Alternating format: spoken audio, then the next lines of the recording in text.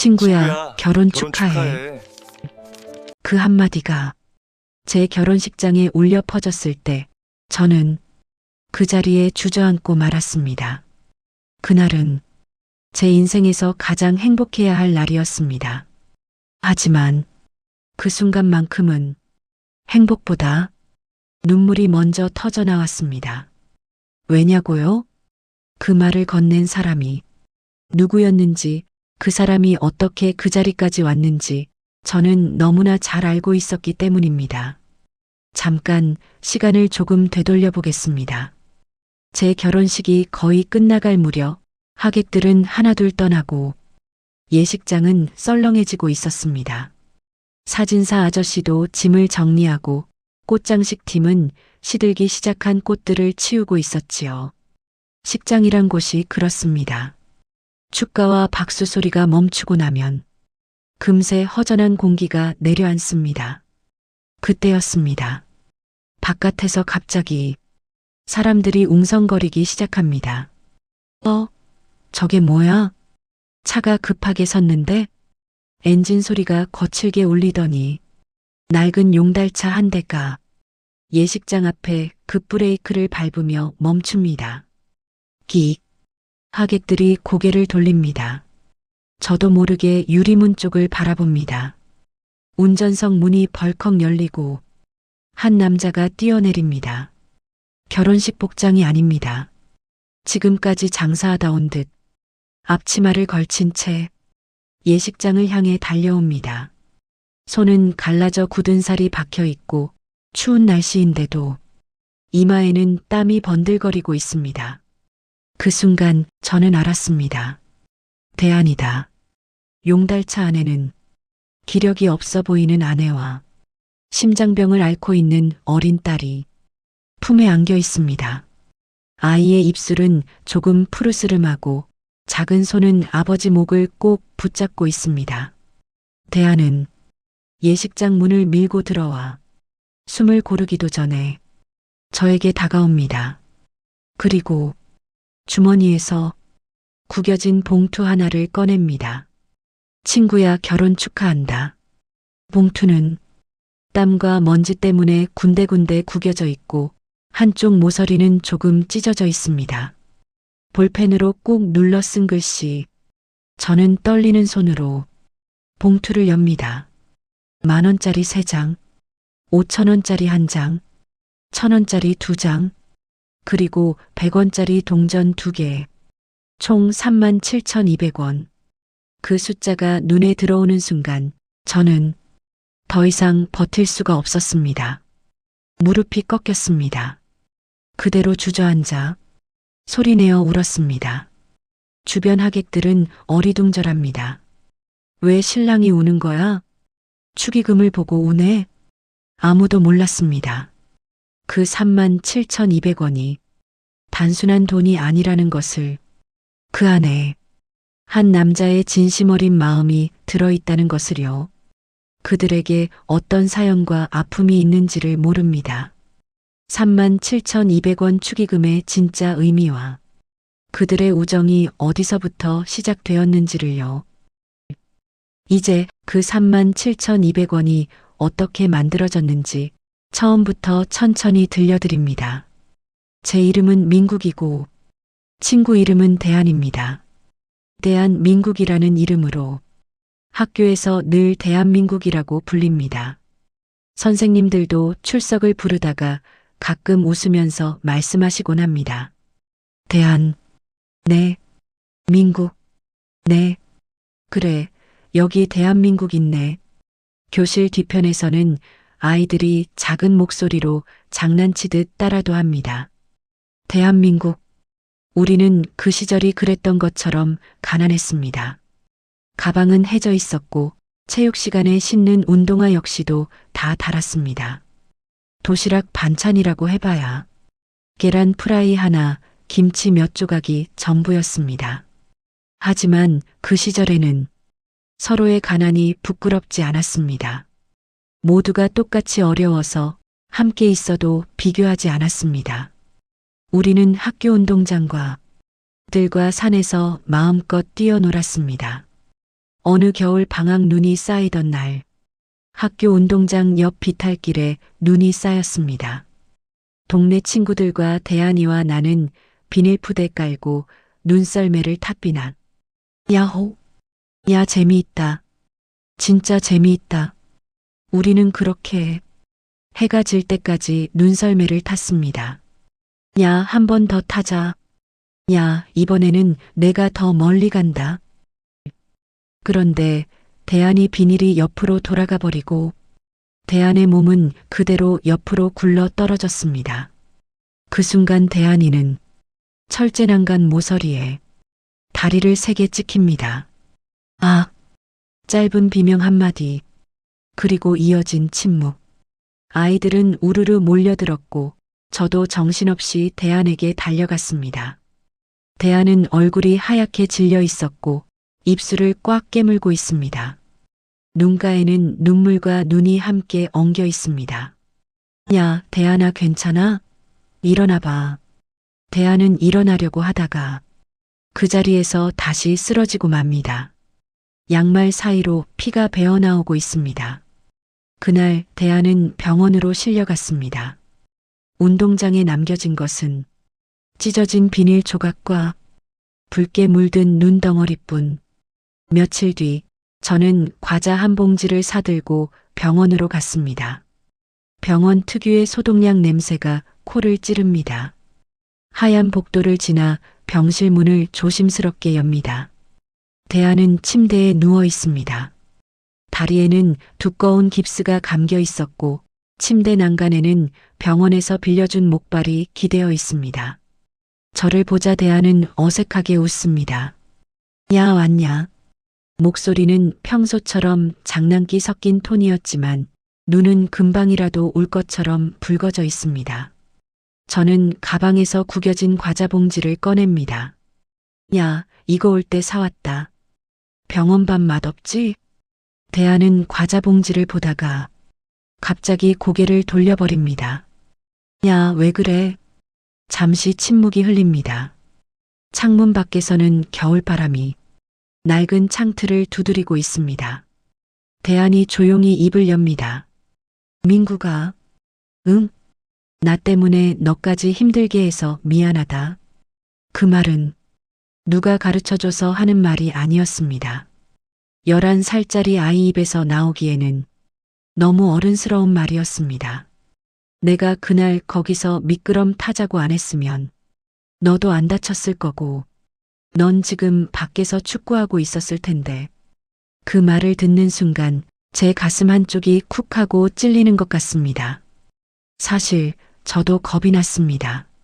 친구가 예전처럼 뛰지 못하면 어떡하나, 평생 이렇게 다리를 절게 되면 어떡하나, 그런 생각이 머리 한켠에 있었기 때문입니다. 하지만 대한의 입에서 나온 미안하다는 말은 제 안에 있던 그런 이기적인 생각을 순식간에 부끄럽게 만들어버렸습니다. 그때 저는 무슨 용기가 났는지 모릅니다. 그냥 가슴속에서 무언가 뜨겁게 치밀어 올랐습니다. 저는 침대 옆 의자에 바짝 다가 앉습니다. 그리고 대한의 손등 위에 제 손을 얹고, 야, 잘 들어. 대한이 천천히 고개를 돌려 저를 쳐다봅니다. 앞으로 내 다리가 예전 같지 않아도 내가 못 가는 데 있으면 내가 데려가 줄 거고, 내가 오래 서 있기 힘든 날엔 내가 옆에서 같이 서 있을 거고, 아무튼 나도 함께 있는 거야. 알았어? 그때 제가 한 말은 사실 평생 부양한다는 약속이 아니라 넌 혼자가 아니다라는 말의 어린아이 버전이었습니다. 하지만 그 한마디가 우리 둘 마음속엔 평생 지워지지 않는 문장이 되었습니다. 말을 내뱉고 나서 저도 깜짝 놀랍니다. 하지만 이미 입 밖으로 나온 말이었습니다. 대한은 한동안 눈만 꿈쩍이지 않고 저를 바라보고 있습니다. 그러다가 입꼬리가 조금 떨리더니 눈물이 흘러내립니다. 야, 진짜? 진짜지. 내가 못 가는 데 있으면 내가 데려가 줄 거고, 내가 못 서 있는 날에는 내가 옆에서 같이 서 있을 거고, 아무튼 내 다리는 이제 나다. 알았어. 11살짜리 아이들이 그 병실에서 그렇게 약속을 합니다. 누가 보면 웃을지도 모르는 약속이었습니다. 어른들이 들었으면 야, 니들이 뭘 알아 하고 웃어넘겼을 약속입니다. 하지만 그날 그 병실에서 그 약속은 분명히 우리 둘의 가슴에 새겨집니다. 대하는 마지막으로 이렇게 말합니다. 고맙다. 민구가. 그때는 몰랐습니다. 그 한마디 약속이 이후 우리의 인생이 쓰러지고 넘어질 때마다 우리를 다시 붙들어주는 연결줄임을요. 그리고 그 약속은 훗날 37,200원이란 숫자와 함께 예식장 한가운데에서 다시 한번 빛나게 됩니다. 시간은 흘러 우리는 중학교를 졸업하고 고등학교를 겨우겨우 졸업했습니다. 대하는 가정 형편 때문에 대학 진학을 포기했고 저는 넉넉하진 않았지만 장학금과 아르바이트를 전전하며 겨우 대학 문턱을 넘었습니다. 우리가 어른이 된다는 것은 누가 알려주지 않아도 현실에서 통장 잔고와 고지서가 먼저 알려주었습니다. 전기요금, 가스요금, 월세 통지서가 달마다 우리를 찾아와 어른의 현실의 삶을 알려주었습니다. 20살이 되던 해 대하는 공장에 취직했습니다. 작은 전자부품 공장. 새벽 6시 출근, 저녁 8시 퇴근. 손끝이 까맣게 타들어가는 일이었지만 대하는 한 번도 불평하지 않았습니다. 어느 날 저녁 대한이 제게 전화를 겁니다. 야, 민구가. 나 이번 달 월급 받으면 엄마한테 용돈 좀 드릴 수 있을 것 같아. 대한의 목소리엔 처음으로 희망이 섞여 있습니다. 하지만 그 희망은 석 달을 넘기지 못합니다. 어느 월요일 아침, 대한이 작업대 앞에 서 있을 때 반장이 다가와 야, 김대한. 네, 반장님. 너 내일부터 나오지 마. 순간 대한의 손이 멈췄습니다. 네. 사장님이 그러시는데 너 다리 안 좋아서 다른 애들보다 작업 속도 느리다며? 여기 바쁜데야. 딴 데 알아봐. 그 말을 듣는 순간 대한의 얼굴이 하얗게 변합니다. 주변 동료들이 힐끔힐끔 쳐다보고 있었고 누군가는 고개를 돌리고 외면합니다. 대한은 작업복 주머니에서 때 묻은 장갑을 꺼내 조용히 사물함에 넣고 아무 말도 하지 않고 공장 문을 나섰습니다. 그날 저녁 대한은 제게 전화를 겁니다. 민구가. 대한아. 무슨 일이야? 전화기 너머로 한참 침묵이 흐릅니다. 그러다 작게, 아주 작게 말합니다. 나 오늘 잘렸어. 뭐? 왜? 다리 때문에. 그 한마디가 제 가슴을 후벼 팝니다. 야, 그 새끼들이. 그게 무슨 소리야? 대한은 쓴웃음을 짓습니다. 민구가. 야, 우리 어릴 때 병원에서 내가 한 말 기억나냐? 어떤 거? 내가 다리 안 좋아도 함께 하겠다고 했잖아. 같이 가주겠다고 했잖니. 그럼 기억하지. 근데 세상은 안 봐주더라. 그날 밤 대한은 혼자 편의점 앞에 앉아 소주 한 병을 다 비웠습니다. 첫 번째 실패. 세상이 그에게 말하는 것 같습니다. 넌 부족해. 공장에서 쫓겨난 후 대한은 한동안 일자리를 구하지 못합니다. 이력서를 넣어도 면접 전화가 오지 않고 전화가 와도 몸은 괜찮으세요? 오래 서 있어야 하는데 가능하세요? 그런 질문 뒤엔 항상 다시 연락드리겠습니다라는 거절의 말만 들어야 했습니다. 그렇게 석 달을 보낸 대한은 결심합니다. 차라리 내가 직접 하자. 그렇게 시작한 것이 길거리 과일 장사입니다. 새벽 4시 도매시장에서 과일을 떼어다가 오전 7시부터 지하철역 앞에서 팝니다. 사과, 배, 귤, 박스를 쌓아 올리고 손님을 기다립니다. 사과 한 봉지 5,000원이에요. 싱싱한 배 있습니다. 처음엔 부끄러워 지나가는 사람들 눈을 마주치기가 쉽지 않습니다. 하지만 장사를 하다 보니 이건 내 힘으로 버는 거니까 열심히 하자는 다짐을 합니다. 어느 화요일 아침, 대안은 평소처럼 지하철역 앞 한쪽 구석에 박스를 펼쳐놓습니다. 그때 옆에서 과일 가게를 하던 중년 남자가 다가옵니다. 야, 거기 새로 나온 사람? 대안은 고개를 향합니다. 네, 여기 우리 구역이야. 네가 여기서 장사하면 우리 손님 다 빼앗기잖아. 대안은 당황한 표정으로 말합니다. 아, 죄송합니다. 그냥 저도 먹고 살려고. 먹고 살려고? 우리도 먹고 살아야 되는데 네가 여기 있으면 우리는 어떡하라고? 주변에 있던 다른 상인 2명도 팔짱을 끼고 다가옵니다. 형님 말이 맞아. 여기 원래 우리 자리야. 딴 데 가서 해. 대안은 잠시 망설이다 조용히 고개를 숙입니다. 알겠습니다. 죄송합니다. 그리고 무거운 박스를 들고 천천히 그 자리를 떠납니다. 다리는 조금 절뚝거렸고 박스는 어깨를 짓눌렀지만 대안은 아무 말도 하지 않습니다. 대안은 역 반대편 골목 입구로 자리를 옮깁니다. 사람들이 조금 덜 다니는 곳이었지만 그래도 괜찮습니다. 여기라도 조용히 하자. 며칠은 괜찮았습니다. 손님도 가끔 오고 하루 23만 원이라도 벌었습니다. 그런데 일주일쯤 지났을 때 아침 일찍 자리를 펼치는데 누군가 대안의 어깨를 툭 칩니다. 야, 돌아보니 근처 치킨집 사장입니다. 형님 무슨 일이세요? 야, 네 여기서 장사하면 우리 가게 안 막히잖아. 손님들 지나다니기 불편하다고 항해 들어와. 아, 죄송합니다. 제가 최대한 한쪽으로 붙여서. 그게 아니라 아예 여기 하지 마. 알았어? 대안은 또다시 입을 다뭅니다. 네. 박스를 들고 또다시 자리를 옮깁니다. 대안은 이번엔 아예 큰 길가 한쪽 구석으로 자리를 잡습니다. 사람들이 거의 서지 않는 곳, 차들이 빠르게 지나가는 곳.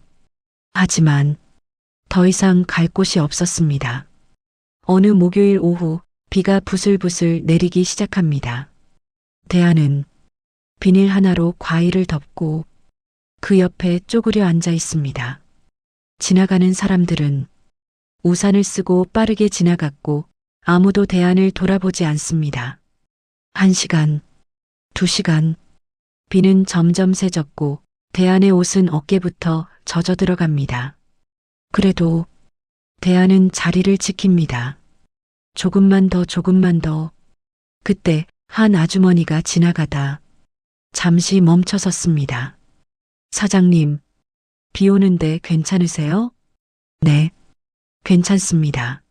라고 비 오는 하늘을 쳐다보며 말합니다. 눈물인지 빗물인지 대안의 볼에 흘러내립니다. 아주머니는 잠시 망설이다 사과 한 봉지를 삽니다. 수고하세요. 감사합니다.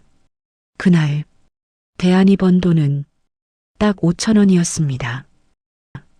석 달이 지났습니다. 대안은 이곳저곳을 전전하다 마침내 작은 공원 옆 길가에 자리를 잡습니다. 여기는 다른 상인도 없고 가게 주인들도 신경 쓰지 않는 곳입니다. 여기라면 괜찮을 거야.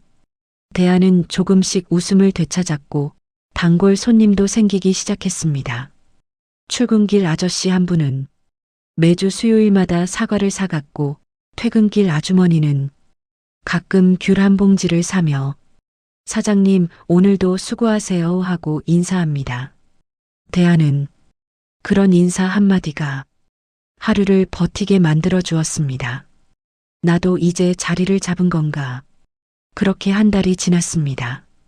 어느 금요일 오후, 장사가 제법 잘 되던 날, 대하는 손님에게 귤 한 봉지를 건네며 환하게 웃고 있습니다. 맛있게 드세요. 네, 감사합니다. 그때 멀리서 호루라기 소리가 들립니다. 삑삑. 대한의 웃음이 순간 굳습니다. 주변에 있던 노점상 몇 명이 황급히 짐을 싸기 시작합니다. 아, 단속이다. 빨리 도망쳐. 대한은 황급히 과일 박스를 들려고 합니다. 하지만 다리에 힘이 제대로 들어가지 않습니다. 박스는 무거웠고 시간은 없습니다. 단속반 직원들이 빠르게 다가오고 있습니다. 거기 서! 대한은 박스를 끌고 골목 안쪽으로 뛰려고 했지만 그 순간 다리가 휘청거리고 박스를 업고 맙니다. 과일들이 쏟아져 내려 사과, 배, 귤이 길바닥으로 굴러갑니다. 대굴대굴, 대굴대굴. 지나가던 사람들은 그 과일을 밟고 지나갑니다. 대한은 무릎을 꿇고 하나씩 주우려 합니다. 죄송합니다. 죄송합니다. 잠깐만요. 하지만 단속반 직원이 냉정하게 말합니다. 여기 불법 무덤이야. 다 압수할 거니까 손 떼! 아저씨, 이거 제가 오늘 아침에 떼어온 건데, 제발. 대한의 목소리가 떱니다. 규정이야. 어쩔 수 없어. 그 말과 함께 직원들은 남은 박스까지 트럭에 실어갑니다. 대한은 길바닥에 남은 흙 묻은 사과 하나를 손에 줍니다. 그리고 중얼거렸습니다. 이것도 내 거가 아니구나. 그날 저녁 우리는 편의점 앞 플라스틱 의자에 나란히 앉아 컵라면 뚜껑을 덮고 익는 시간을 기다립니다. 대한은 한참 동안 아무 말도 하지 않다가 그러다 조용히 말합니다. 민구가 내가 뭘 해도 안 되는 것 같아. 목소리엔 더 이상 분노도 없었지만 상실과 체념만 남게 보입니다. 자리 하나 잡으려고 여기저기 쫓겨다녔어. 겨우 자리 잡았다 싶으면 또 쫓겨나고 대한의 손이 라면 젓가락을 집으며 말합니다. 나는 이 세상에 설 자리가 없는 것 같아. 이런 친구에게 뭐라고 답해 주어야 할지 저는 라면 젓가락을 집으며 말합니다. 대하나 안 될 이유가 있기는 하지만 그래도 좀 늦어도 결국 잘 되지 않겠니? 자식 힘내. 임마. 대하는 쓴웃음을 짓고 답합니다. 그럴까? 그날 밤 두 사람은 그렇게 함께합니다. 노점상마저 빼앗긴 후 대하는 한동안 방 안에만 틀어박혀 있었습니다. 그때 그의 아내가 말합니다. 여보, 우리 한 번만 더 해봐요. 이번엔 제대로 된 곳에서. 아내의 눈빛은 남편보다 더 간절합니다. 그렇게 대하는 친척에게 돈을 빌려 보증금 500만 원과 월세 50만 원의 작은 식당을 엽니다. 대한식당.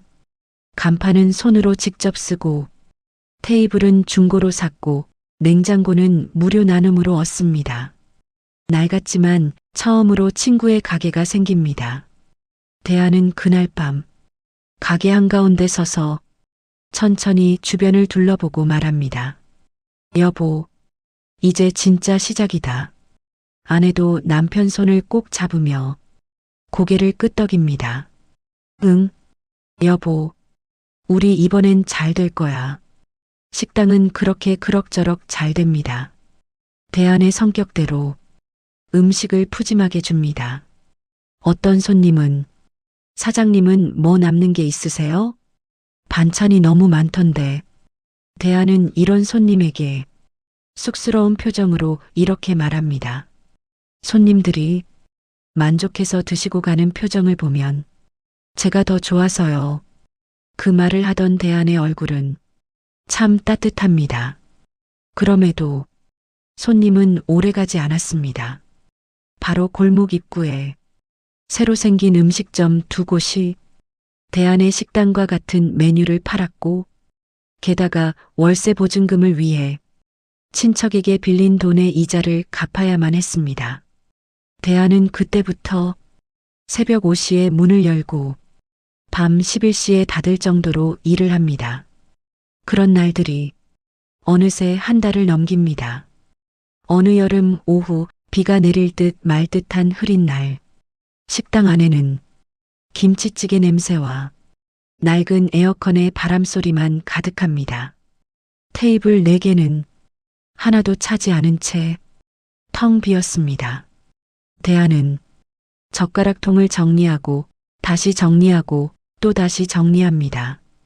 손은 쉴 틈 없이 움직이지만 표정은 멍한 사람처럼 한 곳에 고정되었습니다. 그때 문이 열리는 소리가 들립니다. 딸랑. 대안은 반사적으로 밝은 표정을 지으며 돌아봅니다. 어서 오세요. 하지만 손님은 식당 안을 한번 훑어보고 메뉴판만 들여다보다가 아무 말 없이 바로 나가버립니다. 문이 찰칵 닫히는 순간 식당은 더 조용해집니다. 대안은 주방으로 들어가 국자 하나를 오래 바라봅니다. 그리고 아주 작은 목소리로 말합니다. 민국이가 알면 걱정하겠지. 저녁 장사가 망한 날, 그리고 관리비 독촉. 저녁 7시. 장사가 가장 잘 돼야 하는 시간. 그러나 오늘 테이블은 하나도 움직이지 않았습니다. 대안은 주방의 뜨거운 수증기 속에서 땀에 젖은 앞치마를 훔치며 혼잣말처럼 중얼거렸습니다. 내가 뭘 잘못했을까? 그때 식당 문이 열립니다. 딸랑. 대안은 기쁜 마음에 얼른 주방 문을 열고 나옵니다. 하지만 들어온 사람은 손님이 아니라 건물 관리인이었습니다. 그는 난감한 표정으로 서 있었습니다. 사장님, 이번 달 관리비가 아직. 대안은 순간 얼굴이 굳었습니다. 아, 예. 오늘 처리하겠습니다. 관리인은 조용히 고개만 끄덕이고 나갑니다. 문이 닫히고 찰칵 소리가 울렸을 때 대안은 주저앉듯 의자에 앉습니다. 손이 떨리고 있었습니다.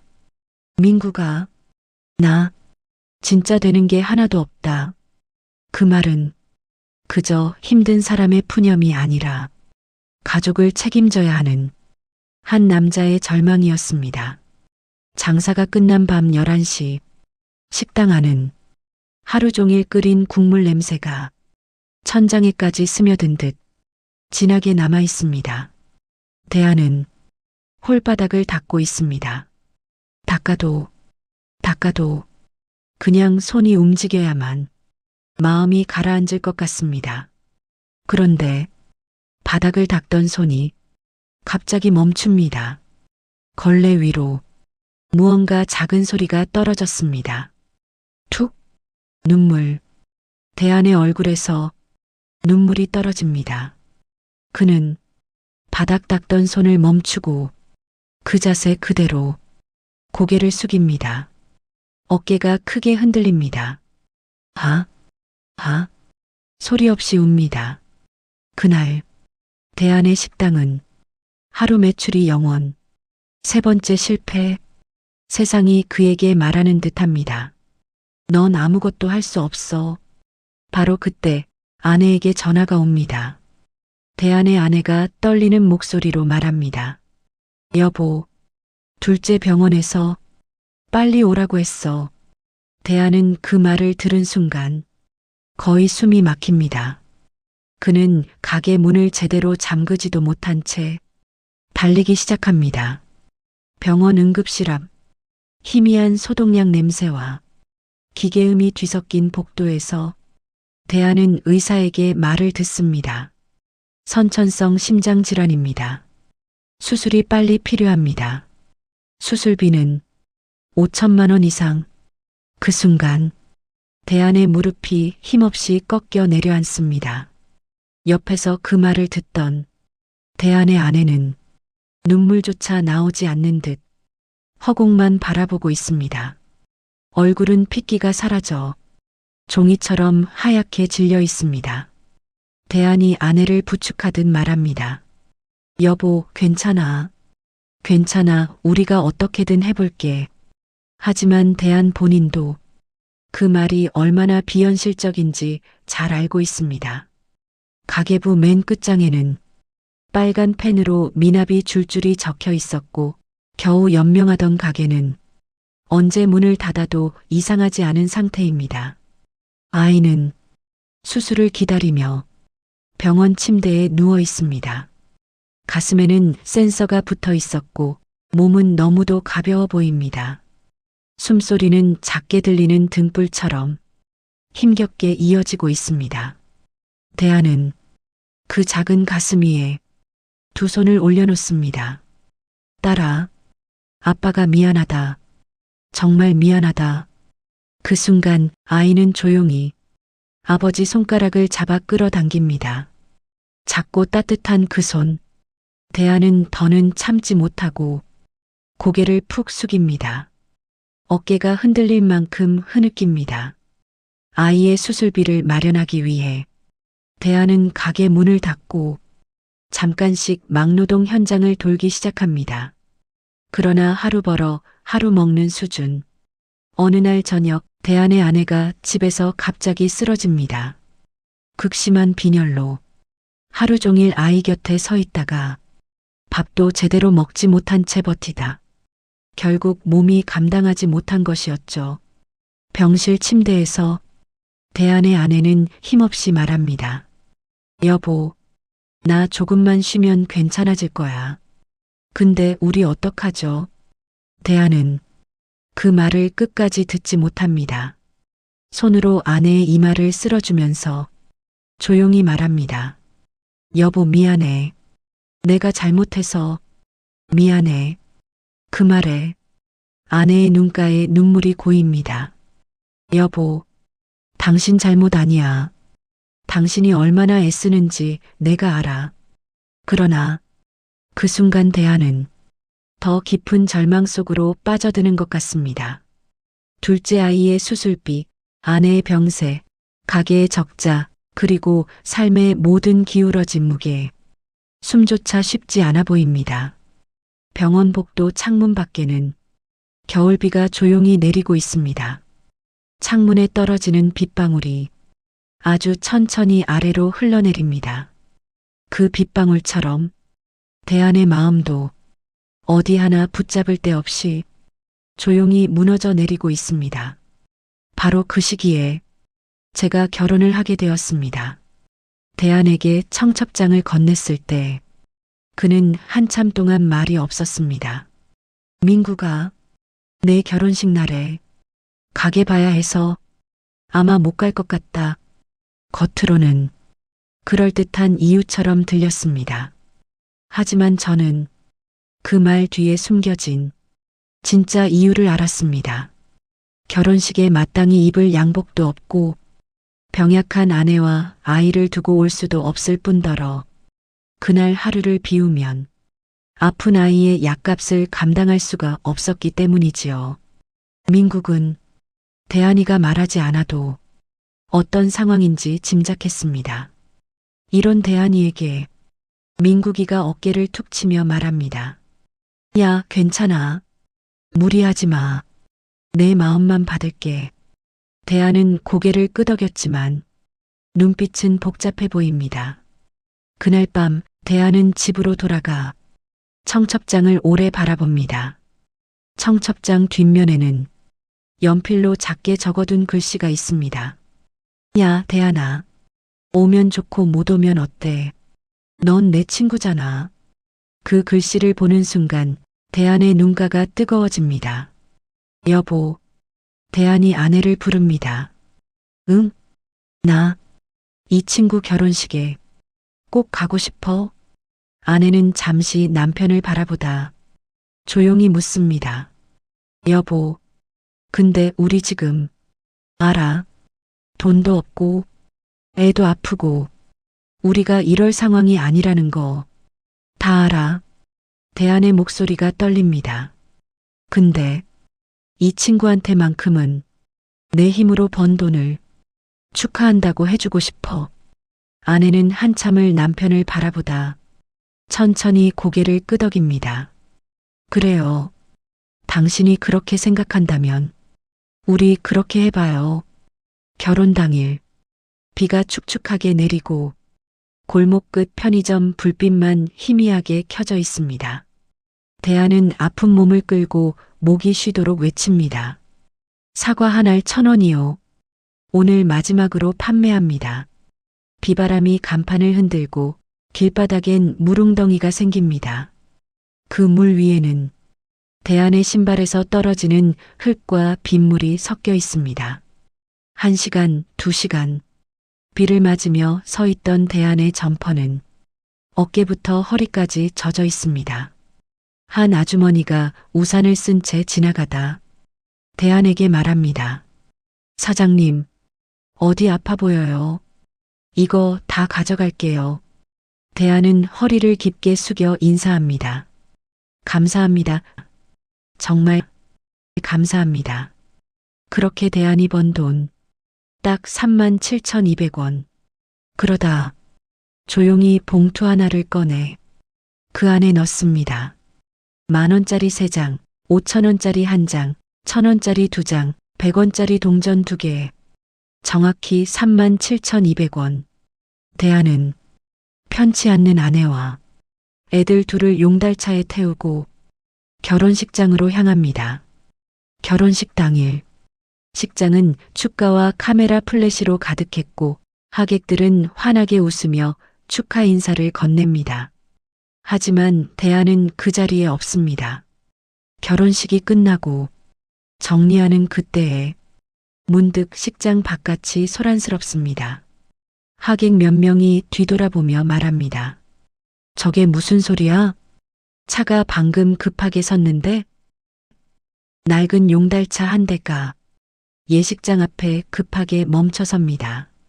그토록 기다렸던 친구 대안입니다. 장사를 한 그 모습 그대로, 앞치마를 그대로 한 채 용달차에서 내립니다. 아이를 업고 안고 오는 친구의 아내도 뒤따라오고 있습니다. 대안은 구겨진 봉투를 꺼내 나에게 내밉니다. 친구야, 결혼 축하한다. 이름을 적지 않고 그저 친구야라고 적힌 봉투. 저는 조용히 봉투를 엽니다. 손끝이 떨립니다.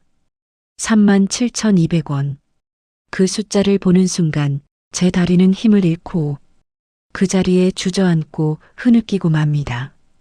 대안이가 준 축의금은 그 어떤 사람이 주는 축의금보다 비교할 수 없는 것입니다. 하루 벌어 하루 먹는 삶 속에서 모든 것을 뒤로 미루고 내게 건넨 마음입니다. 이런 친구의 마음을 알았기에 울 수밖에 없습니다. 아, 내가 지금 어떤 상황인지 내가 다 아는데 이걸 왜 나한테. 대안의 어깨가 제가 아는 팔 사이에서 크게 흔들립니다. 대안은 작게 답합니다.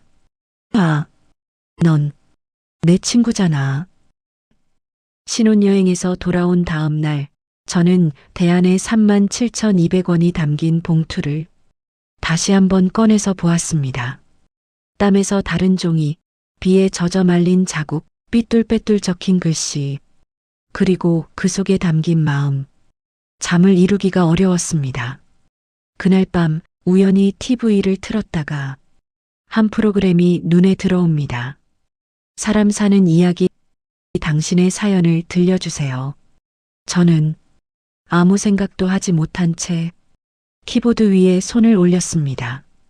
그리고 그날 결혼식장에서 일어난 일들을 한 글자 한 글자 적기 시작합니다. 37,200원. 친구가 비를 맞으며 준 진실 어린 친구의 우정입니다. 사연을 보내고 며칠 뒤 방송국에서 전화가 옵니다. 이 사연 혹시 방송으로 소개해도 될까요? 저는 대안에게 조심스럽게 말합니다. 대안아, 방송에서 내 얘기를 하겠다는데 괜찮겠냐? 대안은 처음엔 망설입니다. 민구가, 우리 지금 너무 상황이 그래. 그때 옆에 있던 아내가 대안의 손을 조심스럽게 잡습니다. 여보, 우리 이제는 자존심보다 얘 심장이 먼저예요. 그 말에 대안은 천천히 고개를 끄덕입니다. 그래, 우리 해보자. 그렇게 대안의 이야기는 텔레비전 화면에서 전파됩니다. 방송 다음 날 제 휴대폰은 폭발하듯 울리기 시작합니다. 처음 온 메시지는 한 중년 남성이었습니다. 저도 오늘 아침에 37,200원 보냅니다. 친구가 생각나네요. 그 다음은 한 아주머니였습니다. 남편이 살아있었다면 꼭 이런 친구였을 거예요. 그리고 정말 기적 같은 일들이 이어집니다. 누군가는 적금을 깨서 보냈습니다. 누군가는 아르바이트 첫 월급에서 3만 원을 떼어 보냈습니다. 어떤 초등학생은 저금통을 털어 봉투에 동전을 가득 넣어 보냈습니다. 일주일 만에 모금액은 3천만 원을 훌쩍 넘었습니다. 대안은 한동안 휴대폰을 들고 아무 말도 하지 못했습니다. 그저 눈만 붉게 충혈되어 있을 뿐이었습니다. 민구가, 이걸 어떻게 갚냐? 저는 조용히 웃었습니다. 친구야, 사람들이 너를 기억한 거야. 대안은 놀란 듯 제 얼굴을 봅니다. 내가 살면서 흘린 땀, 받은 상처, 버틴 시간, 그걸 사람들이 본 거야. 그 말에 대안은 천천히 고개를 떨어뜨립니다. 두 손은 살짝 떨고 있습니다. 민구가, 세상이 나한테 이럴 수도 있구나. 그 목소리는 처음으로 희망이 섞여 있었습니다. 그리고 어느 비 오는 오후였습니다. 핸드폰이 울립니다. 번호 앞자리에는 대형 병원의 이름이 찍혀 있습니다. 저는 화면을 보고 숨을 한번 크게 들이켭니다. 여보세요? 전화기 너머에서 차분한 목소리가 들립니다. 저희 병원에서 대안 씨 따님 수술을 해드리고 싶습니다. 물론 수술과 치료비는 걱정하지 않으셔도 됩니다. 그때 다시 묻습니다. 네, 지금 뭐라고요? 사연을 보고 병원 내에서 논의가 있었습니다. 따님의 수술을 돕고 싶습니다. 그 말을 들은 순간 대안은 벽에 기대어 주저앉듯 손으로 얼굴을 감쌉니다. 시간은 흘러 지금 대안은 작은 과일 가게 사장이 되었습니다. 앞치마는 여전히 낡았지만 그 표정은 예전보다 훨씬 더 밝아졌습니다. 그리고 가게 한쪽 벽에는 액자 하나가 걸려 있습니다. 그 안에는 37,200원이 있습니다. 어떤 손님이 그 액자를 보고 묻습니다. 사장님, 이 돈이 뭐예요? 옛날에 주었어요? 대안은 웃으며 말합니다. 아닙니다. 이게 제 인생에서 제일 귀한 돈입니다. 아, 저거요? 제 인생에서 가장 비싼 37,200원입니다. 혹시 이야기를 들으면서 머릿속에 떠오른 사람이 있었나요? 힘들 때 당신 옆을 지켜준 사람, 돈보다 마음을 먼저 내어준 사람, 아무 조건 없이 당신 편에 서준 사람, 그 사람에게 오늘 이런 말 한번 전해보세요. 누구야? 고맙다. 내가 있어서 내가 산다.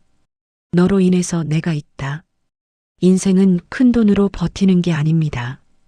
때로는 자판기 한 잔에 커피, 라면 한 그릇, 힘내라 친구야라는 그 사소한 것이 37,200원처럼 한 사람의 삶을 붙잡아주는 마지막 힘이 되기도 합니다. 당신에게도 그런 것이 있으신지요? 그리고 당신이 누군가에게 그런 사람이 되어준 적이 있으신지요? 이 이야기를 들으신 오늘 하루 조용히 마음 한켠에 있는 소중한 이름을 떠올려 보시길 바랍니다. 그 사람이 당신 인생의 가장 소중한 37,200원일지도 모릅니다.